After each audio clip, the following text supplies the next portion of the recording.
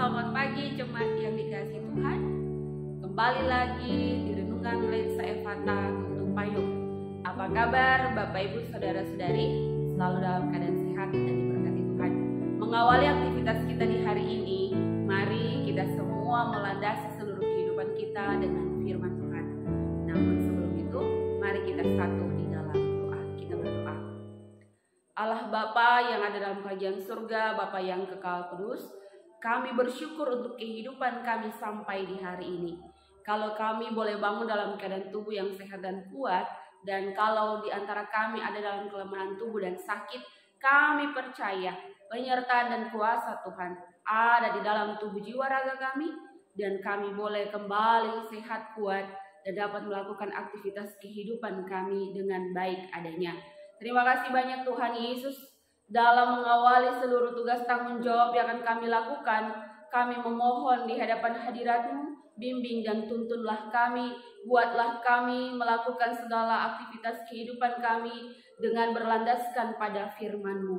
Untuk itu, tuntunan kuasa Roh Kudus-Mu ada di dalam hati dan pikiran kami, sehingga ketika kami membaca dan merenungkan firman ini, kami sungguh-sungguh memaknainya dan melakukannya dalam kehidupan kami. Buatlah kami ya Tuhan bukan hanya menjadi pendengar firman saja, tetapi juga menjadi pelaku firman. Terpujilah Tuhan Yesus Kristus. Haleluya. Amin. Jemaat yang dikasihi oleh Tuhan Yesus Kristus, hari ini pembacaan kita terambil dari Yohanes pasal 19 ayat 31 sampai ayatnya yang ke-37. Pembacaan kita terambil dari Yohanes pasal 19 ayat 31 sampai ayatnya yang ke-37. Dan ayat perenungan kita terambil dari ayatnya yang ke-37. Ayat perenungan kita terambil dari ayatnya yang ke-37 yang bunyinya demikian. Dan ada pula nats yang mengatakan mereka akan memandang kepada Dia yang telah mereka tikam. Demikianlah pembacaan firman Tuhan. Hosiana. Jemaat yang dikasihi oleh Tuhan Yesus Kristus, bacaan kita di pagi ini diberikan tema bertanggung jawab. Saudara-saudari yang dikasihi Tuhan, kisah cerita yang kita renungkan di pagi hari ini mengingatkan kembali tentang penderitaan Yesus.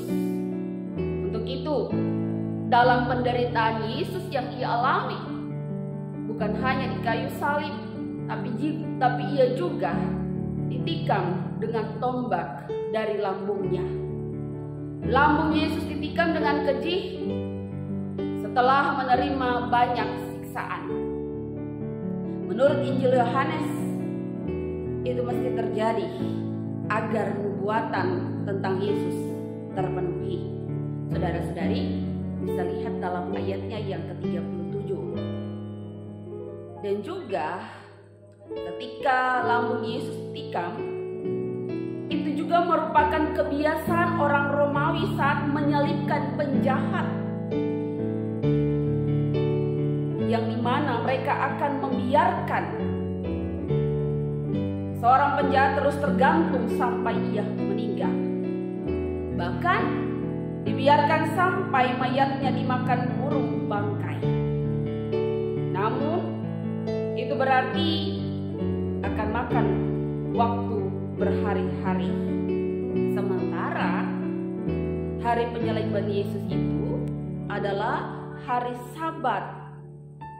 Maka orang Yahudi meminta Pilatus agar mempercepat kematian para terhukum saat itu.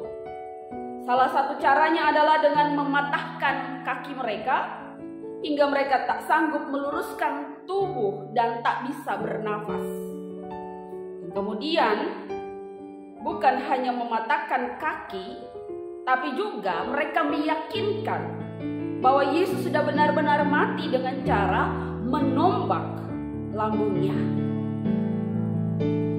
Penderitaan yang diterima Yesus ketika ia tetap ditusuk, ditikam melalui lambungnya, meyakinkan setiap orang saat itu bahwa Yesus sudah meninggal. Ini bukti bahwa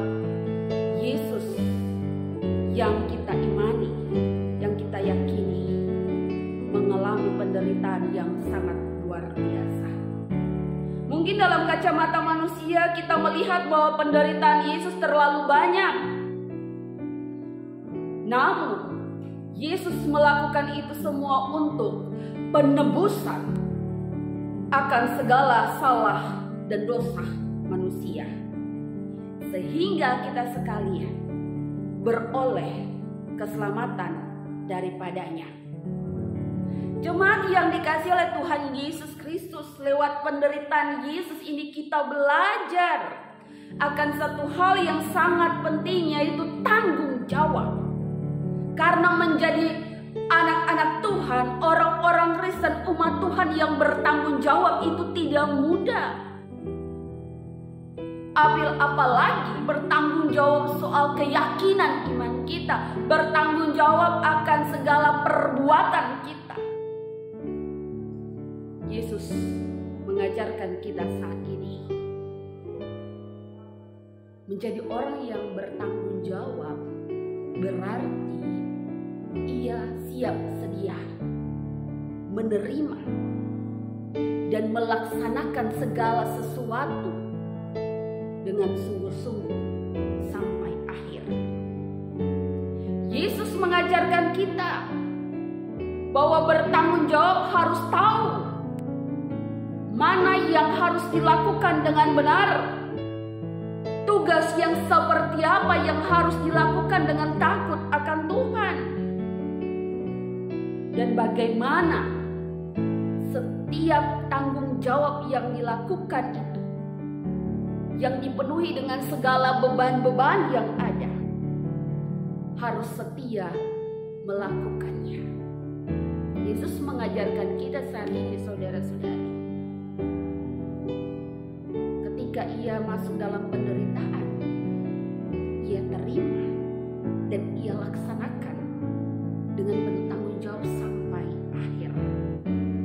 Maka itu mari belajar, saudara-saudariku, jemaat yang dikasihi Tuhan, dalam menjalani kehidupan ini, dalam setiap realita tantangan kehidupan, mari kita sungguh-sungguh menjalaninya dengan berlapang dada, menerima dan melaksanakan segala sesuatu yang terjadi dalam kehidupan kita, bahkan tanggung jawab kita, dengan percaya kepada Tuhan lewat bimbingannya, sehingga dalam bertanggung jawab kita dapat melakukan sampai akhir dan sesuai dengan kehendak Tuhan. Jemaat yang dikasihi Tuhan, memang benar di antara kita semua di dalam kehidupan umat Tuhan, kita tidak akan pernah terlepas dalam pergumulan, dalam perjuangan kehidupan, dalam menjalani pergumulan dan perjuangan hidup itu. Kita harus memiliki sikap yang tegas, sikap yang berasal daripada karakter-karakter anak Tuhan. Kita telah dan sudah tahu tanggung jawab apa yang mesti dilakukan dalam hidup dan setiap pekerjaan kita. Ada tanggung jawab sebagai suami, tanggung jawab istri, tanggung jawab anak, tanggung jawab orang tua, dan sebagainya. Seperti Yesus, tentu saja setiap tanggung jawab yang kita pilih, kita jalani secara sadar dan tidak terpaksa. Maka dari itu, saudara-saudariku, mari kita perlu melaksanakan tanggung jawab kita secara tulus dan sepenuh hati, sungguh-sungguh. Apabila kita menerima berbagai banyak tantangan dan tekanan dalam setiap tanggung jawab itu, maka kita harus perlu ingat, kita belajar dari kesetiaan Yesus yang mati di kayu salib. Saudara-saudari jemaat yang dikasihi Tuhan, apabila kita semua sudah benar-benar hidup dan melaksanakan tanggung jawab, maka kita layak dikatakan bersatu dalam karya keselamatan. Karya keselamatan yang sudah kita terima dan kita ambil bagian dalam Jumat Agung. Mari nyatakan karya keselamatan itu dengan bertanggung jawab dalam segala tugas tanggung jawab yang harus kita lakukan. Kita semua menyadari bahwa dalam menyatakan karya keselamatan itu kita bersatu dengan Yesus. Maka kita juga harus melakukan apapun itu yang menjadi bagian kita dengan sepenuh hati, dengan sungguh-sungguh seperti Yesus. Memang tidak mudah jemaat yang dikasihi Tuhan, tidak gampang, namun selalulah mengandalkan dan memohon hikmat daripada Tuhan, sehingga kita mampu hadir sebagai anak-anak Tuhan, umat Tuhan yang bertanggung jawab dalam segala sesuatu. Maka dengan demikian kita menyatakan karya keselamatan yang sudah Yesus berikan. Dan karya keselamatan itu tidak menjadi sia-sia adanya. Dan demikian, mari saudara-saudariku, jadilah berarti, jadilah bermakna, jadilah pribadi-pribadi yang memaknai setiap tanggung jawab untuk dilakukan dengan setia di hadapan Tuhan.